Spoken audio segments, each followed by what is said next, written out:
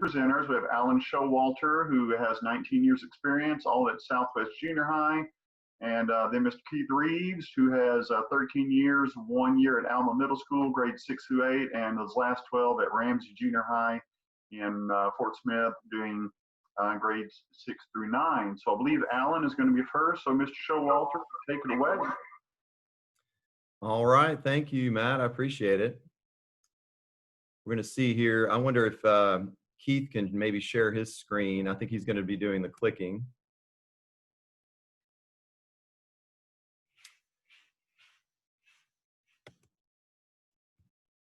Keith, are you able to share your screen with everyone?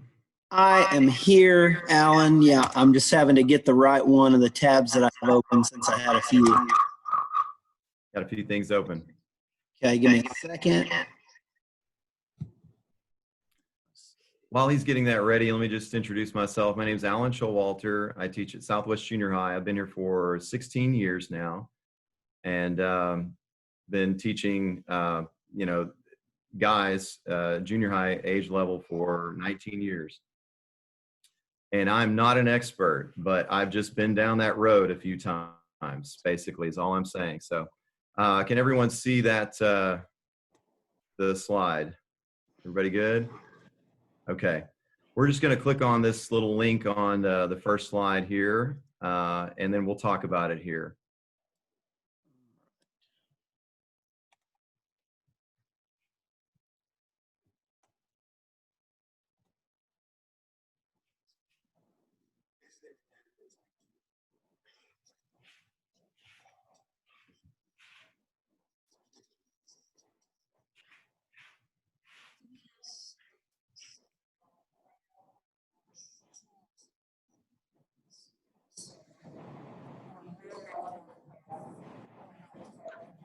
We can't hear anything, Alan.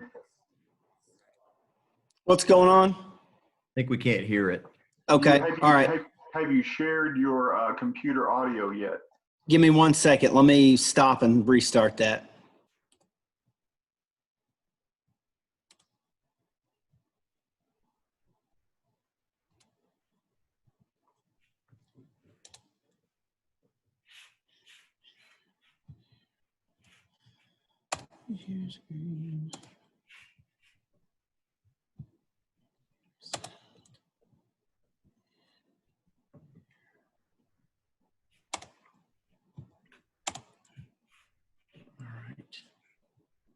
All right, here we go. Take two. All right, redo. It's interesting. I talked to Alan about this last night, and here I am fumbling around with it. So, all right, gonna get a redo here, guys.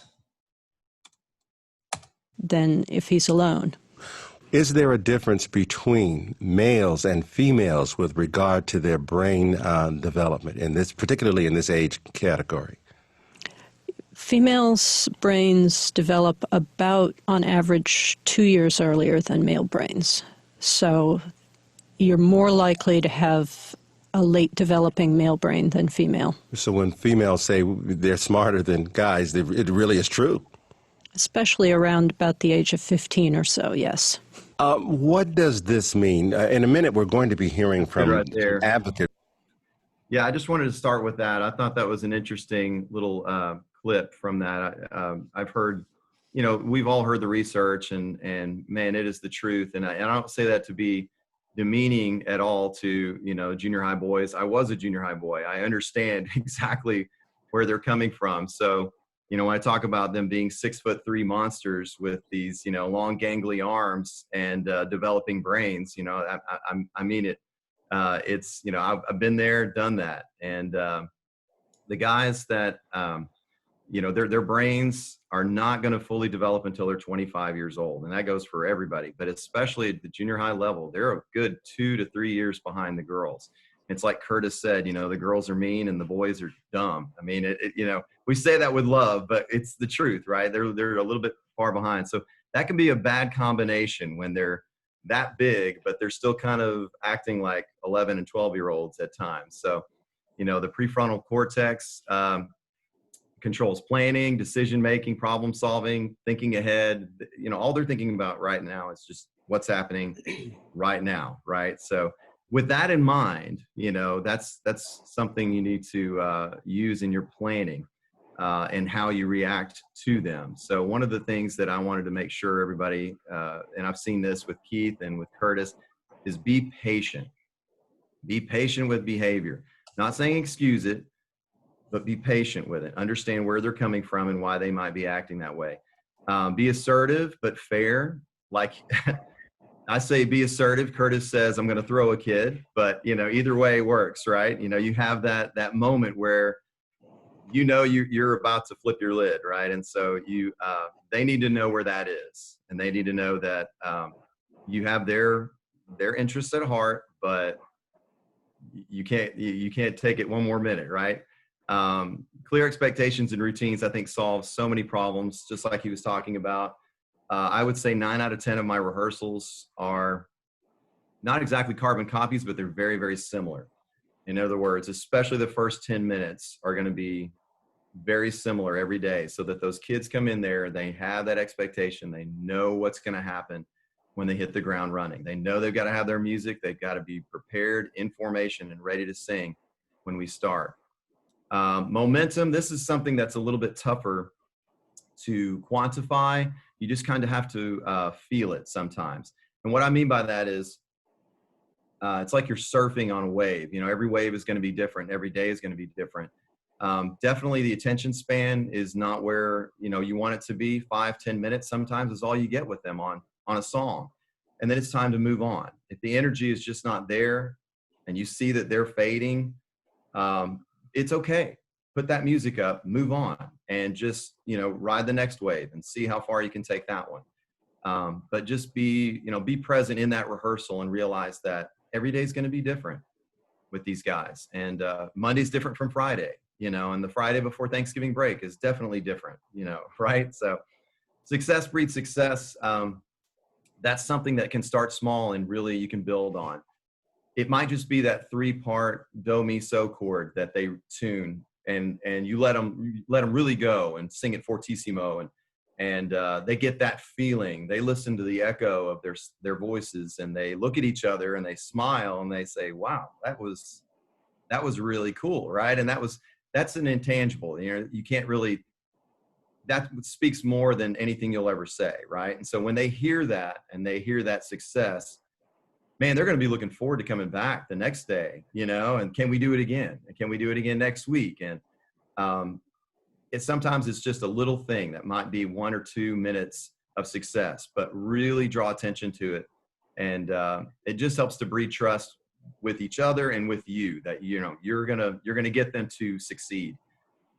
Celebrate the small stuff.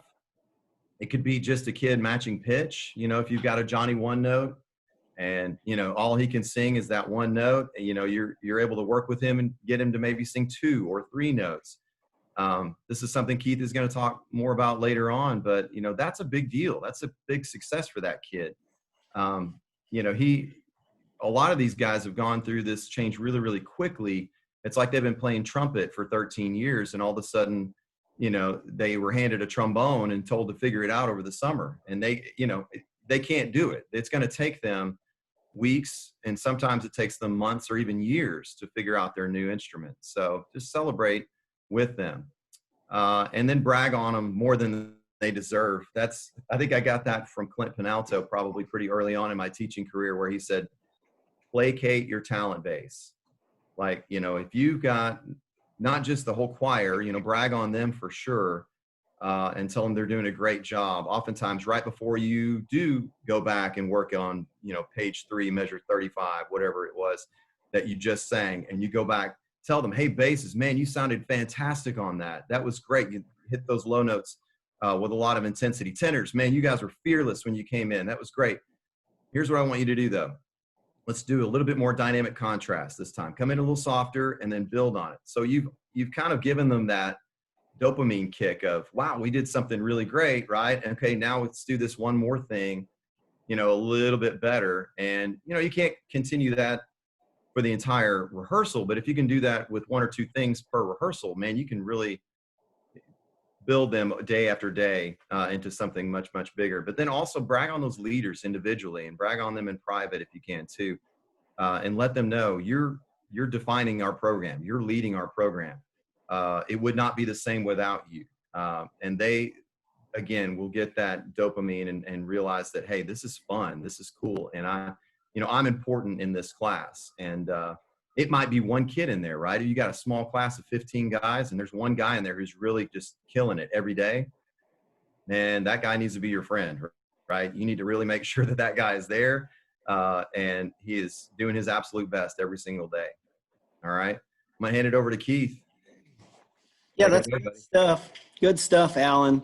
What I wanted to do is I just wanted to kind of give you guys some things that I do specifically, like to keep kids engaged and to get them moving around, and then several slides dealing with how I tackle vocal issues when I'm teaching my tenor-based choirs.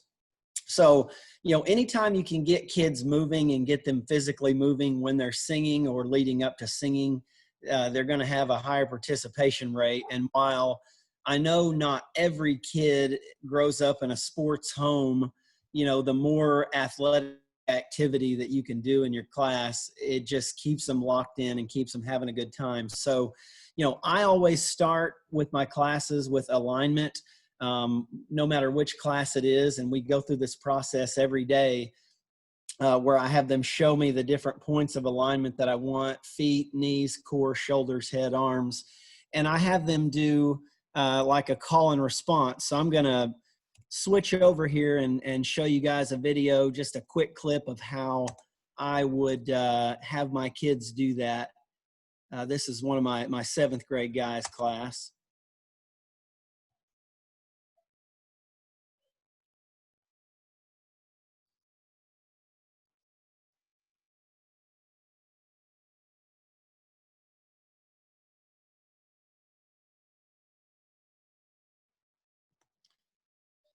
So that's something, that we, in the beginning, we work a lot on memorizing that. And it takes, a little while to get them doing it, but it's something they enjoy, they look forward to. Now, eventually, we don't have to go through that every single day, one at a time. Eventually, I can simply say, show me alignment, and we do that. So we start with alignment. I like to map out the things that the kids can't see. I like to talk to them about the tubes in their throat, and that the front tube being their breathing tube and their back tube being their swallowing tube, just so they understand, when I want them to take a silent breath and they're gasping for air, that they're actually taking air down their swallowing tube versus the front tube being their breathing tube. I like to talk to them about their rib cage and, the movement of the ribs when they're inhaling and exhaling. I talk about the lungs and the airflow coming in, and the air flows from the top down, which is opposite of a glass of water.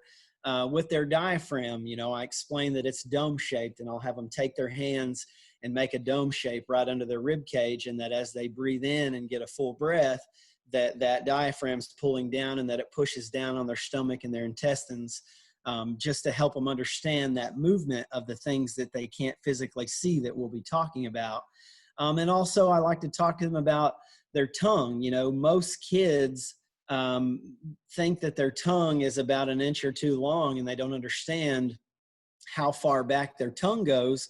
So when you tell them to relax their tongue, there's a lot more of it to manage and think about than what most people think.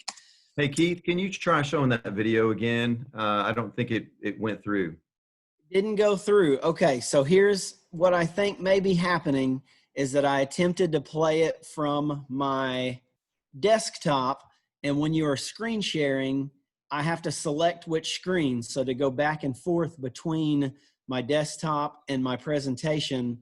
So I'm going to try streaming it just from the slideshow, and let me know if that works, okay? Okay.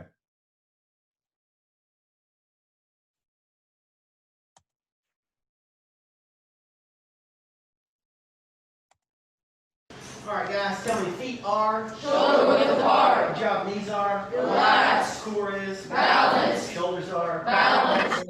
Floating freely. And your arms are at your sides. Okay, show me what that looks like. Show me what that looks like. Hands at side. Okay. Did that come through? Yes, sir. Okay, cool.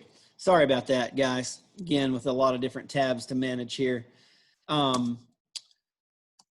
Okay, so I spent a couple of slides talking about the larynx because, in my opinion, the tongue and the larynx with guys specifically is crucial to helping them achieve a healthy and a comfortable sound. You know, sometimes when vocal issues occur, it does have to do with range, but I found a lot of times, even when something is in an uncomfortable part of a kid's range, if they manage it well, it's going to just overall, the sound will come out naturally. It'll help them have a more healthy and comfortable sound. And that's where, you know, a lot of our tuning issues happen. So tuning is going to occur if you build the breath support, teach them how to listen, and that proper placement. So I teach my kids different larynx positions and what that sounds like. If their larynx is extremely high, they're going to have a bright and nasal sound. If it's low, it's going to be dark and covered, you know, and then I talk to them as if there's a relaxed high, a relaxed, and a relaxed low. And each of those kind of gives us a little bit different sound. Now, obviously, the best tone and the most natural tone comes when they leave it alone and they don't force anything at all. But we, you know, I use the different positions of the larynx to be able to address issues as they come up. So, you know, I might talk about, hey guys, right here, I want you to use your relaxed or relaxed low position, or hey, allow your tongue and back of your tongue and larynx to raise a little bit here. So, but obviously, you know, we want them to leave it alone. You only use that whenever you're needing to make adjustments. I do find sometimes when the notes are high, if they'll relax or use a relaxed low position, sometimes that tone can come out a lot more freely. And when singing their lower notes, a lot of times, you know, they'll need to be told that their tongue is a little bit too compressed and that they need to relax or raise the back of their tongue up a little bit. And so another technique that I use when explaining that is the arm slide technique. And I just made that name up. It's something I saw on YouTube, but I don't think it's actually called the arm slide technique. So let's see if this video works from the presentation. 1, 2, and ready, and go. Do, re, mi, re, do. Do, re, mi, re, do. Do, re, mi, re, do. Do, re, mi, re, do. Do, re, mi, re, do. Do, re, mi, re, do. 1, 2. So that's just, you know, that's something I help them use to understand the color of their sound and the tone. Obviously, you know, as they raise their hand higher on their forearm, they're going to have that more bright nasally sound, and the lower that they move their hand, they're going to have that more dark covered sound, and we'll use that as needed to change their tone quality. Breathing exercise, which obviously during the COVID season, we've had to chill out on this a little bit.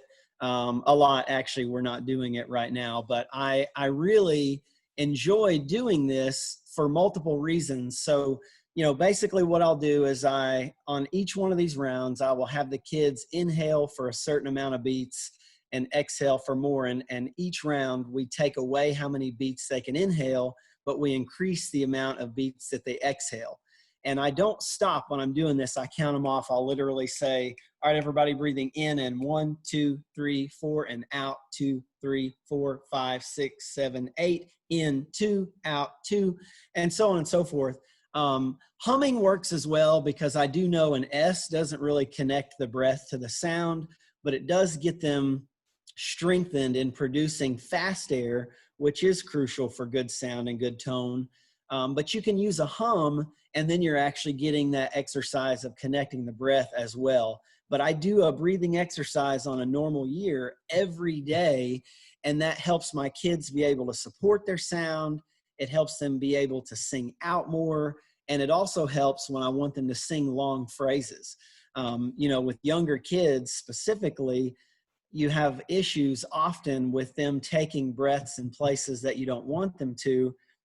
And by using this breathing exercise and getting them comfortable for maybe only getting to breathe in for 1 beat and then exhaling for 20, that's going to help you when you want them to sing 4 measures without taking a breath. Now, I do speed up how fast I'm counting when we get up in the going all the way to 20, because that's a lot of air. So I will count quite a bit faster, but they still kind of understand what's going on. And I will encourage them to think about their exhaling when they feel like they're about to be out of air. And I want them to continue pushing and speeding up that air, like wringing the rest of the water out of a washcloth, or I'll even use the analogy of getting the last drop out of a packet of Capri Sun. Always tell them there's more air than they think. So the breathing exercise has been helpful for us in getting a good full sound and phrasing for the kids. Establishing resonance with the kids. We do a call and response thing, and I have them, talk about chest voice, head voice, falsetto, and I'll pick something, mine are usually silly, but I'll have them put their hand on their chest and be like, hoo-ah, hoo-ah, hey, hey, and then they mirror it. Then I'll put my hand on my forehead and said, hey, hey, yo, yo. They do the same thing. And then for falsetto, we'll usually just woo or something along those lines. But getting them to be aware of not only what things sound like, but specifically what they feel like and what that placement feels like. And I'll transfer that into a song. If I need to tell them in a particular section, hey, you're going to use your head voice here, then I may tell them while they're singing it to touch their head or touch their chest or whatever it may be, but we transfer that in later. In terms of tone, I tell them to think up and over always, that the sound goes up and over and out to help them project.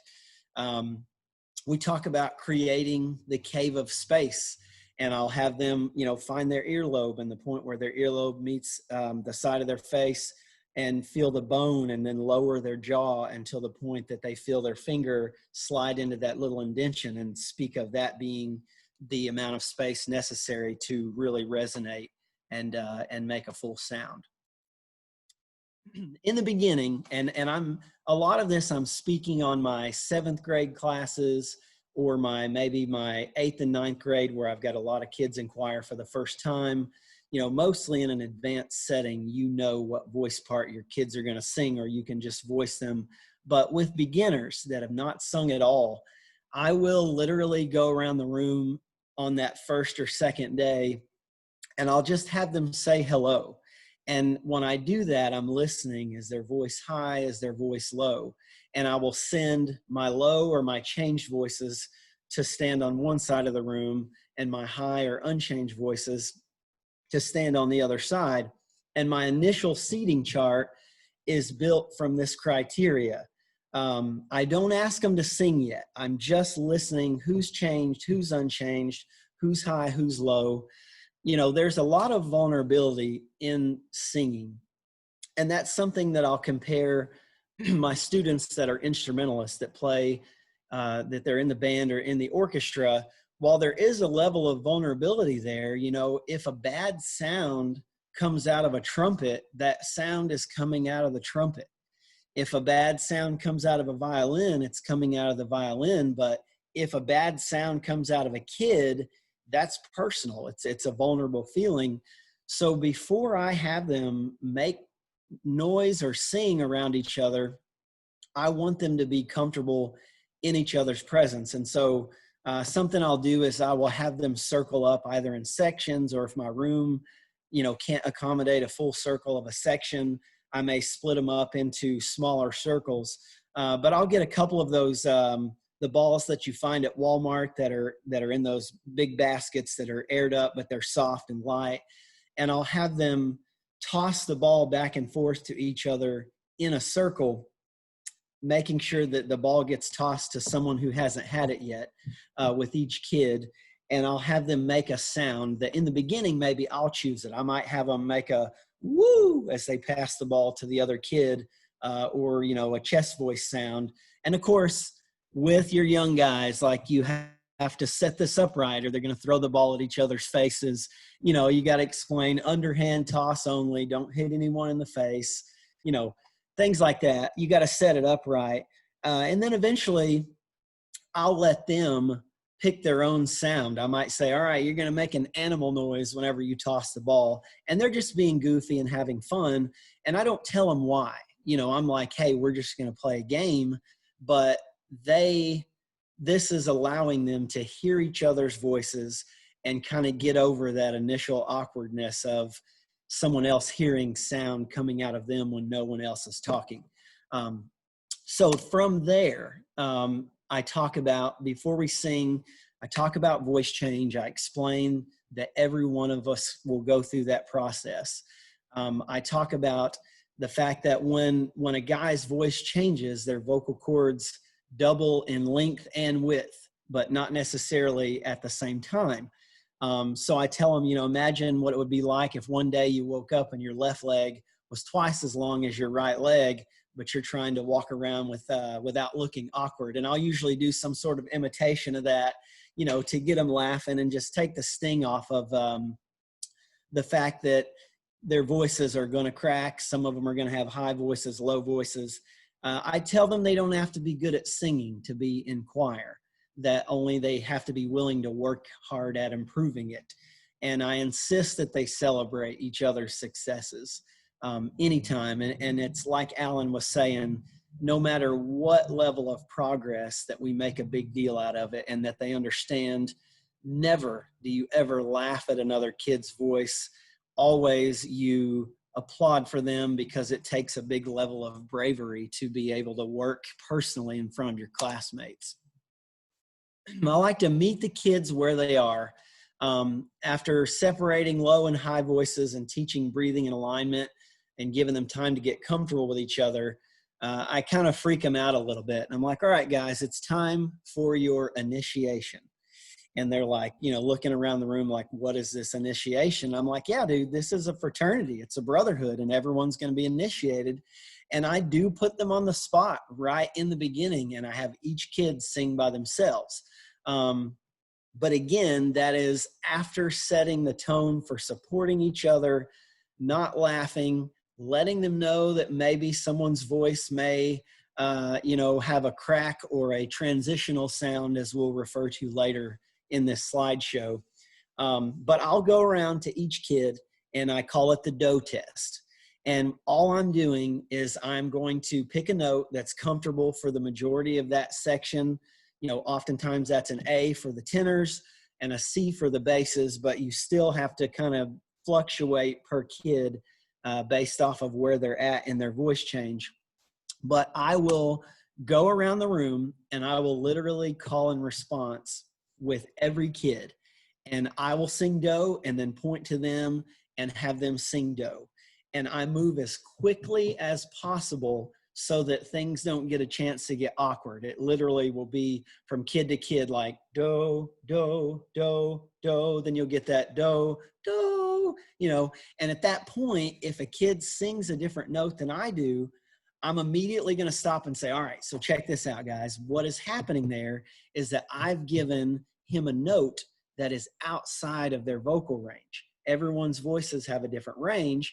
And so watch what happens when I give them a note that is within their range. And 90% of the time, when I pick a note that is pretty much the note that that kid sang to me, whether it was do or not, and call it do and ask that kid to repeat it, at that point, they're going to get it. And when they do, I give them a high five. I tell the class to, everybody claps, and that kid feels supported for making that progress. Now, let's be honest, they're not always going to match. There are a lot of times when I'll sing do, a kid's too high or low, I'll move to the pitch they sang and call it do, and they jump up a third or fourth on me, right?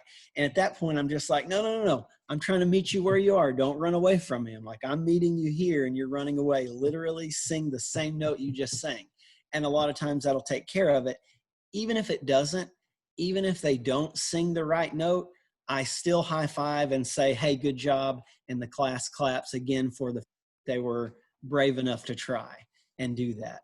So this is going to set the tone for a lot of what I do later, because every kid has sung by themselves in front of their classmates by the second or third day of school. Now, you do have to read the kid, because occasionally you are going to come to a kid who you can immediately tell when you go to them to sing, their face is red and they're on the verge of tears. And at that point, you literally just read the kid and say, it's okay, we'll come back to you, and you move on. Never stand there staring at a kid waiting on them to sing if they are not comfortable, because you're going to do more damage than anything else. So it's okay to move on from individual kids, and usually it's only one or two, and sometimes not at all. Very rarely have I had a kid go to tears and I still just kind of try to move on and then come back later and do some damage control. But doing this in the beginning will allow you to be able to work with that student individually as you're working on matching pitch, and they've already done it before, so it's not a big deal. Okay, riser placement and emotional safety. As you continue to modify your seating chart, you got to be aware of where you put kids. You have to spread out your kids that are still learning to match pitch. You don't want too many of them next to each other. And you really want to be certain that the voices you put around them are your accurate voices and are your pitch matchers. Specifically the kids that stand beside them and behind them, because that's where they're going to get that reinforcement that their ears need to become more comfortable hearing and matching.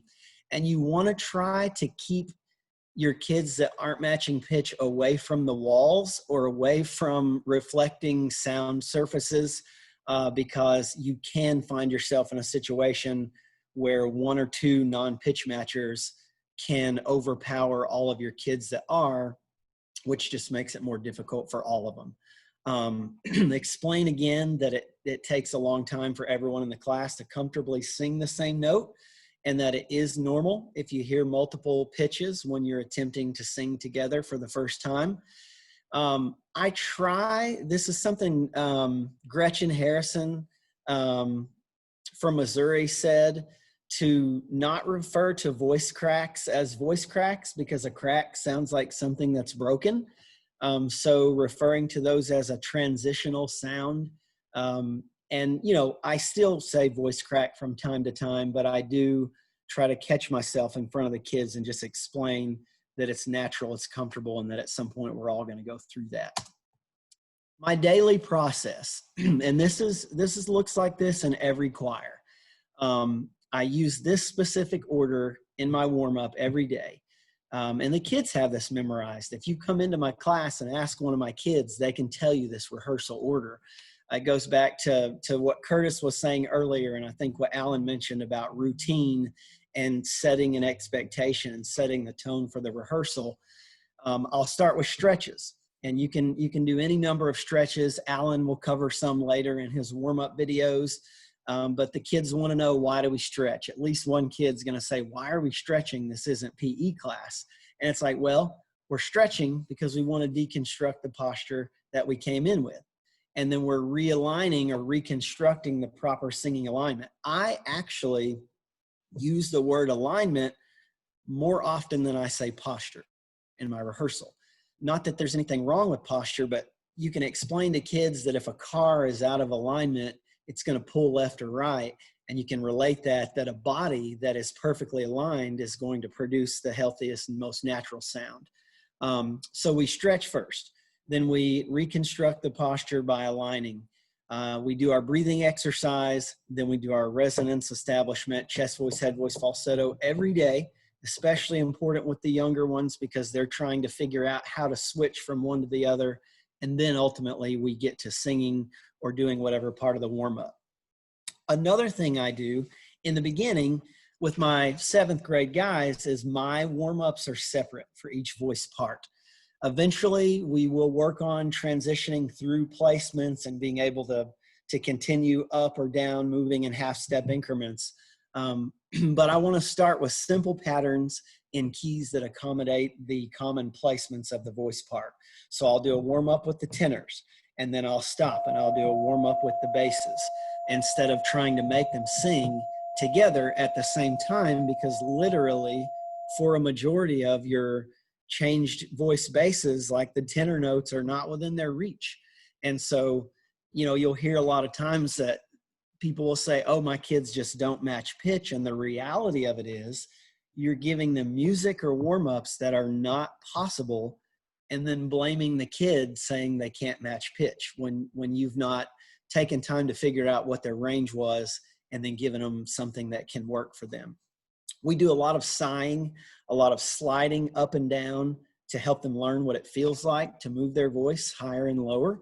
That's super necessary. Again, going back to that, and I do a lot of call and response with student engagement. I'll say to my kids, not only what it sounds like, and then they'll echo, but what it feels like. So that helps when you're talking about moving their voice up and down, especially with those baritones that literally just drop to the lowest note possible and say that they can't move their voice any higher. I'll start small and then expand. I do stepwise warm-ups in the beginning. I will obviously, you survey the group, you see where they're at. If you can get to a fifth quick, do it. But if you're having to break it down and work on it little by little, take a step a week. And if you can get the majority of your singers comfortable singing a fifth by October, you're doing well. But continue with that range expansion every day. And I always tell mine, try it every day. Today, it may not be within your range. Try it. If it doesn't work, keep trying. Maybe, sing the notes that are comfortable for you. The next day, try it again, because eventually you'll be able to do it, and don't give up on trying. But don't push for that range extension at the beginning of your warm-up. Do warm-ups in the comfortable part of their voice until they are, warmed up per se, and then save the range extension stuff for the latter part of it, so you're not straining their voices. And, something else I like to do in the beginning is I'll have the kids sing along with me while I play and let them memorize their range. And we talk about what second, third, fourth, fifths are. And I'll have each kid memorize, like, hey, I can sing a fourth right now. I can sing a fifth. And that gives them something concrete to know where their voice is, and also compete with each other. For instance, this year I was working with my baritones, and, I had most of them could sing a third, a few could sing a fourth and a fifth, but I had one kid that can sing an octave and another kid that can sing a seventh. And as they were packing up at the end of the day, the kid that could sing the seventh came up to me and he goes, hey, Mr. Reeves, he's like, I just know I'm going to be able to come back tomorrow and get the octave. Like, I'm going to do it. And sure enough, he did. He came back the next day and he was like, can I try to sing the octave today? And he did. So giving them that measurable number to know so that they can make personal goals, and also you can kind of track their progress, is helpful. Something for everyone, and this can be a philosophical difference, because we never want to embarrass kids.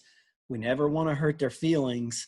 But in my opinion, and take it for what it is, you have to build in warm-up time every day for your kids who don't match pitch. All of your kids. You cannot simply ignore kids that are low or non-pitch matching and let it be in the background and expect them to make any progress. You have to work their voice out the same way that anyone who's trying to increase their running distance has to condition for that. Or if you're trying to maximize your bench press, you have to add more weight every day. So I'll warm up the group, and then my last minute or so of warm-ups, I'll go to my kids one at a time that I know don't match well, and I'll find their low note. I'll ask them to sing do. If they don't sing do, unlike before where I move the note and call it do, we're past that. Now I'm gonna determine what it is.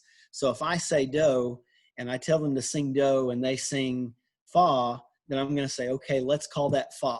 Sing fa again. And as long as you meet them on whatever their note is, if they're too high, move up to it. If they're too low, pick that solfege syllable as in relation to what you chose as the key for do, call it that, and almost always those kids will be able to sing the same note. And I'll just say, hey, I'm going to find your note that you can sing, and I want you to repeat that note over and over again.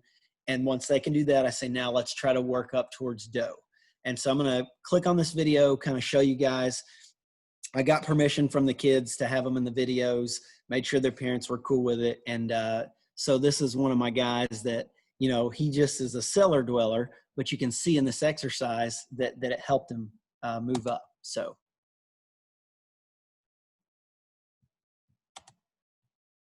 All right, so Garrett, sing this note for me, sir. Do. Do. Okay, so do, ti, la, so. So's pretty close to that. Can you try this? Can you sing so? Try it, big breath, go. So. Good. All right, now can you sing this for me, Garrett? So, big breath, go. So. Good job. Will you sing so, ti, breath, go. So. All right, and then one more. Get a big breath. So, ti, do. Big breath, go.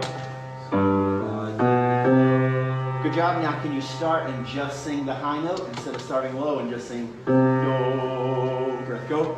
Good job. Yeah, give him a hand, guys. And to be fair and honest, he did not do that on the first day of school or the first week of school. He was one of my guys that literally I was good to get him to match his low note multiple times. And as the weeks went on, you know, we added that second and got him up to a third. And then finally, you know, just in the last week or so, he's able to do that. But he would not have been able to do that if every day I just did warm-ups for the whole choir and did not give him individual attention on working on moving his voice.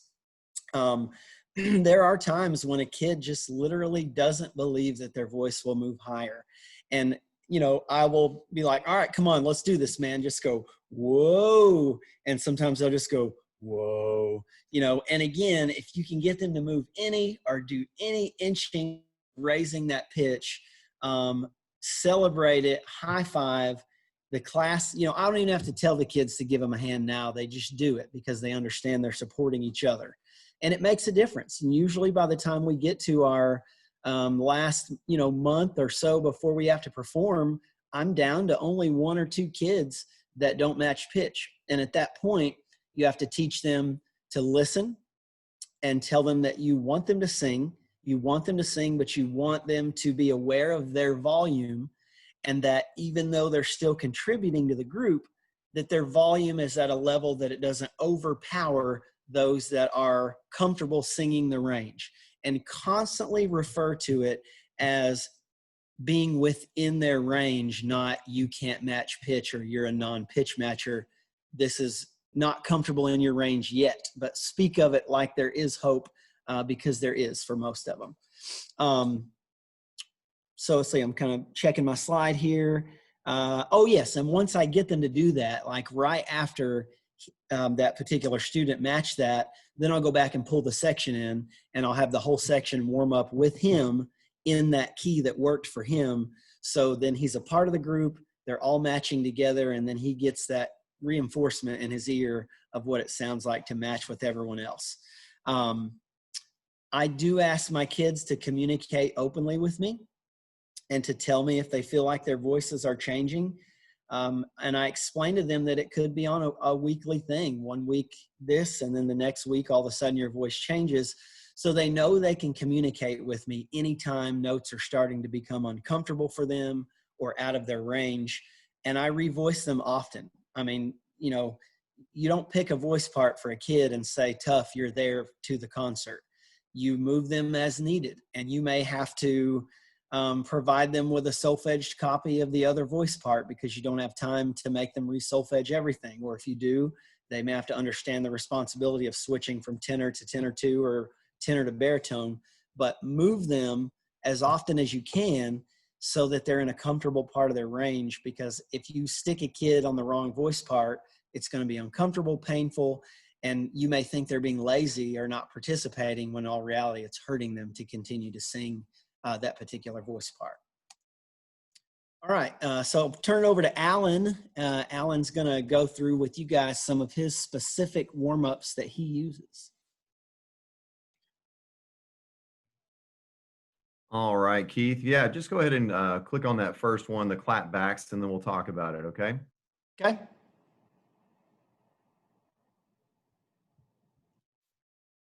Let's do maybe a trial run here and see what it looks like, okay?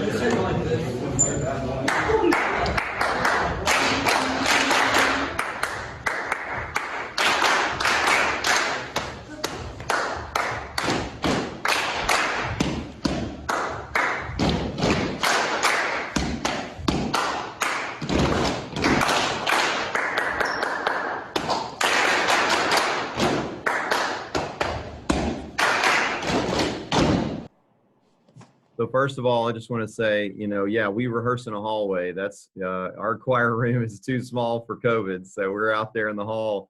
I wish we could make them wait out in the hallway, but we are already in the hallway. That's just a great way to get their attention really quickly. Also, you encompass, rhythm obviously with that, and you can incorporate that with other rhythm lessons that you do later on. And then there's Mirror Me, which is another good one for just focus and attention.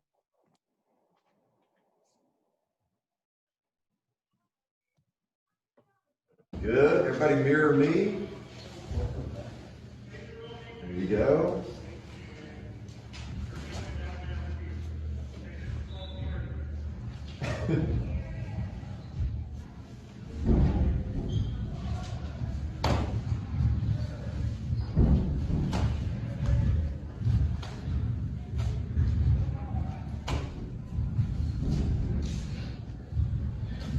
Let's try one beat behind, okay? Ready? One beat behind.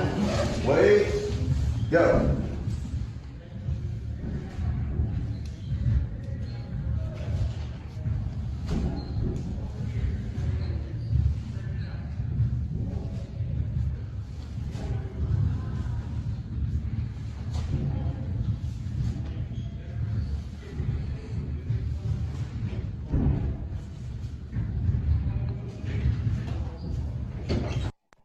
There's something about that. I can't remember. Maybe it was Terry Hicks I saw do that first time, but you can do 2 beats behind, but it kind of trains that part of your brain where you're actually looking at the next few notes while you're singing the note that you're singing, and so you're thinking ahead and you're thinking behind all at the same time, which is great for musicians. Just some of our stretches that we do.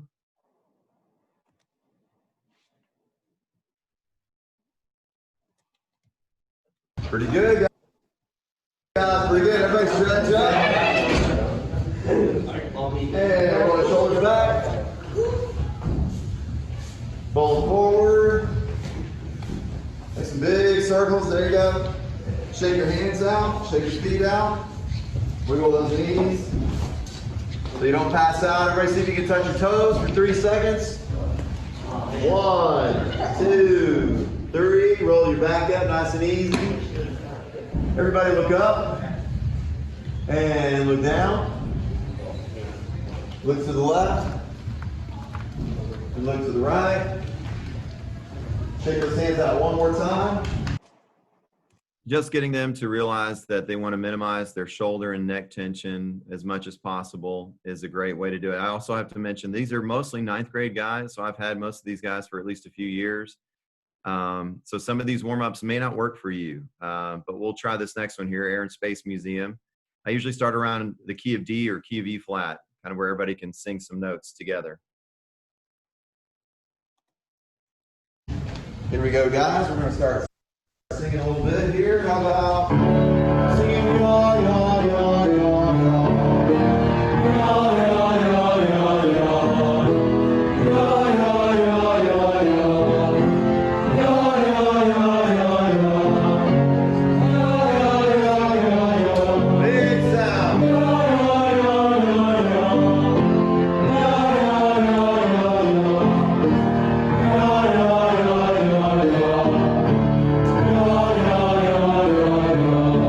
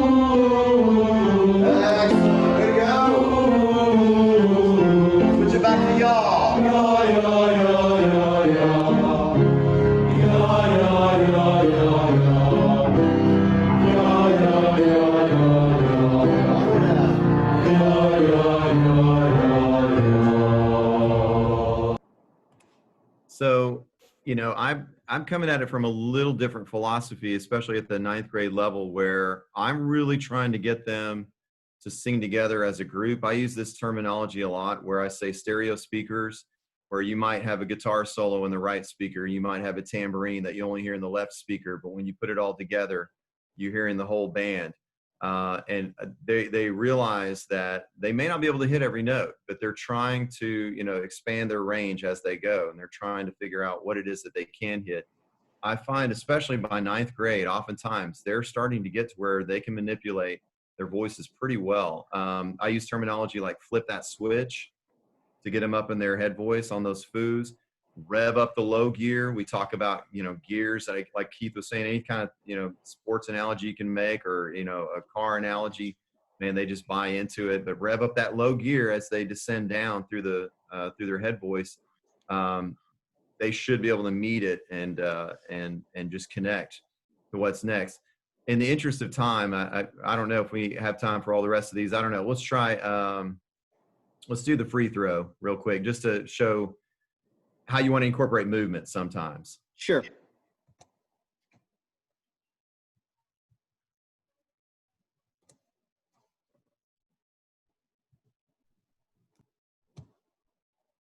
Excellent, guys. All right, it's basketball season, so here we go.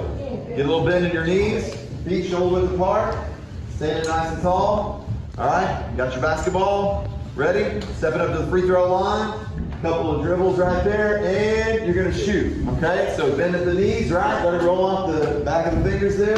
Here we go. All right, you're gonna go. Z, the bounce is the Z, and then the release is the ah. Okay, here we go. And bounce, bounce. Z, there we go. Make a big sound, guys. Big sound. It's not a half quarter shot, Oscar. It's not a half quarter.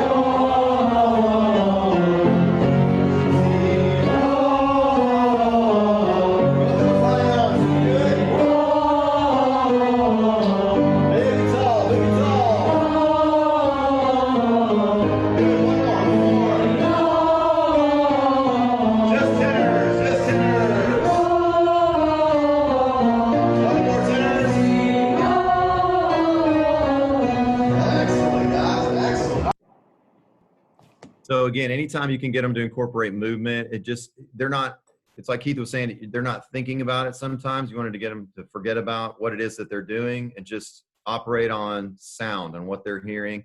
If it sounds good and it feels good, it's probably right, and just if they're comfortable, if their voice is still feeling fine at the end of rehearsal, then they're doing it right, and you want them to self-reflect later on, but just try to get them to move a little bit in a way that's all together rather than hitting the guy next to them, which, they're so fond of doing. Let's go ahead and go to that last slide there, since we only have about 3 minutes Sure. left here. Yeah. And just a couple of things I just wanted to mention real quick. Talked about those first two things. Different registers are like gears on an engine. I'm real big on making loud mistakes. Just the other day, a kid sang really loudly on a quarter rest on beat one, and we all kind of turned and looked at him, and I said, and they were about to say, hey, come on, man, because we'd been over that piece in the music several times. And I said, no, thank you for making that loud mistake. And it was a beautiful mistake, right? Because he did it really, really with a good tone, really loud. And now we know we've got to make sure and emphasize that rest and feel that rest a little bit better. I would much rather know that that's going on in the rehearsal, right? And be aware of it as a director than for someone to just be very, very quietly making mistakes in the background. We learn it loud. That's our motto. We just talked about that this morning. We were singing something and just too soft for my taste. And I said, guys, we can always chip away at it later. Sculptor begins with more than what they need, right? And so let's start learning it mezzo forte to forte, and we can chip away at it and make it a little bit more palatable to the ears later on. Be flexible with the kids, obviously changing sections. That's going to happen, a lot, but just don't let them all say, well, I want to sing bass, because that's the cool thing to do, especially by ninth grade. It seems like, nobody wants to sing first tenor.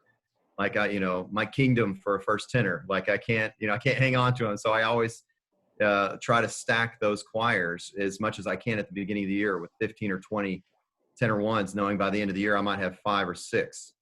So that's something you also have to be aware of. Tone is best taught by example. If you're a female director, you might have another kid who's just doing a great job. Be that example for you. And just again, if you're comfortable with it, make as many sports analogies as you can, because they really buy into that. And we all know that sports is kind of king in junior high. So, just buy into that as well. All right. I'm going to kind of speed through these next couple because we're really out of time. And anyone who wants this, I would be happy to share this with you guys so that you've got these notes. But, teach them how to listen. I teach the kids a 3-step recipe. First, listen to yourself, then listen to your section, then listen to the other sections. Like Alan was saying, grab some kids who are doing it the way you want and have those kids demonstrate. I will often join those kids and intentionally sing off pitch and have them tell me if I'm too high or too low so that they know what that sounds like. And I will also sing out of tune at times and then slide into tune and have kids raise their hand and let me know, show me when they think I'm in tune so they get that practice. Your music picks are top priority. Don't pick music that you like, pick music that fits within the range of your kids. Timeshare within a specific song. You may need to pick certain kids and have them, if it's a high part, then your kids with higher voices are going to be majority responsible for the sound while your other kids lightly contribute. And then when it's in the low range, your kids with low voices are going to be responsible for the majority of the sound while the other kids lightly contribute. So kind of dividing that responsibility up and picking your kids and knowing which ones can and can't, and having your kids circle notes that are outside of their range in a rehearsal, that's something you might do. So Alan's got some good music that works for this age group for you guys. I just wanted to have that on there for you as a reference. If you guys, anything by Dan Davis and Laura Farnell, any of those are just, fantastic. That's just a short list, but there are many, many more. So again, we're not experts, but if you're interested in if you have some questions, please, do not hesitate to ask us or email us, and we'll just try to help you out with whatever experience that we have. Okay. That's it. Just be patient, be kind with the kids, kind of understand what you're working with, and know that it's a slow process and it takes time, but they'll get there. So Keith, I've got to say, I'm really impressed with your bass voice. Oh, yeah. Fantastic. Yeah, thanks, man. All right. I want to say thanks to Keith and Alan. Everyone show the thank you wave so much. Thanks for giving your time and your wisdom, gentlemen. This is one of those topics that comes up every year. And I want to say to everyone, don't hesitate to reach out to them for more questions, or anyone that you feel like you heard this morning for anything with questions. Any questions that you've had, be storing those up. Our Q&A session this afternoon, we've left a lot of time for that. So you'll have some directors who just have 1 or 2 years experience, up to 6 years experience. And I'm going to sit off to the side as the old fart and chime in occasionally if necessary, but pretty much going to let the young directors talk to you. Also remember, you got a packet of music in the mail. Shake your head yes that you got that. Okay, make sure you bring that back when you come back from lunch, because that's our first thing, is looking at some literature and the goods and the bads of that. And I'll also have Dr. Nick Farr, who's going to talk to you about dealing with administrators and parents and give you some suggestions. And then we'll finish our day up. We've had great time. Remember, do not turn off your computer. Make sure that the screen stays on, so we'll have as little problems as possible getting things going again at 12:30. And have a good lunch, be on time, and we'll get started. Okay, see y'all at 12:30.